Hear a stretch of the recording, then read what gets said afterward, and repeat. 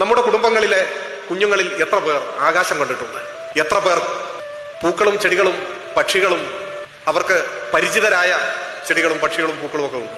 നിങ്ങളുടെ കുട്ടിക്ക് എത്ര പക്ഷികളുടെ പേര് പറയാൻ കഴിയും? നിങ്ങൾ ഇന്ന് വീട്ടിൽ ചെന്ന് കുട്ടിയോട് ചോദിക്കൂ. ഒരു കടലാസിൽ അറിയുന്ന പക്ഷികളുടെ പേര് എഴുതാൻ പറയും, അറിയുന്ന പൂക്കളുടെ പേര്. ആ എണ്ണം കുറഞ്ഞിരിക്കുന്നതിന്റെ ഏക ഉത്തരവാദിത്വം നിങ്ങൾ മാത്രമാണ്, ആ കുട്ടിയല്ല. പക്ഷികളെയും പൂക്കളെയും ശ്രദ്ധിക്കുമ്പോഴാണ് ഇടയ്ക്ക് വെച്ച് ചിലത് അപ്രത്യക്ഷമായി എന്ന് മനസ്സിലാക്കാനാവുക. വീട്ടിൽ കാർട്ടൂൺ ചാനൽ കാണിച്ച് ഭക്ഷണം കൊടുത്ത് നല്ലതുപോലെ ആരോഗ്യമുള്ളവനായി കുഞ്ഞ് വളർന്ന് സ്കൂളിൽ ചേർന്ന് കഴിയുമ്പോൾ നാം മുറ്റത്തു നിന്ന് തന്നെ സ്കൂൾ ബസ്സിൽ കയറ്റി കുട്ടിയെ സ്കൂളിലേക്ക് അയക്കും.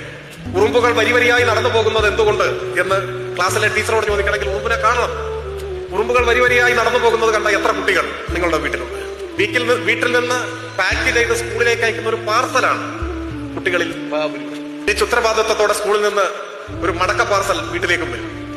വീട്ടിനകത്ത് സുരക്ഷിതമായ വീടും നല്ല സൗകര്യങ്ങളും ഉള്ളത് കൊണ്ട് തന്നെ വീടിന്റെ പുറത്തേക്ക് ഇറങ്ങേണ്ട അത്യാവശ്യങ്ങളില്ല, വീടിനകത്ത് തന്നെ വളരുകയും ചെയ്യും.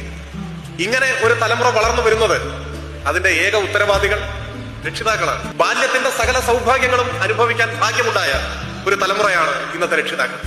പക്ഷേ ആ സൗഭാഗ്യങ്ങൾ വരും തലമുറയ്ക്ക് കൈമാറാൻ അവർക്ക് സാധിക്കാതെ പോയി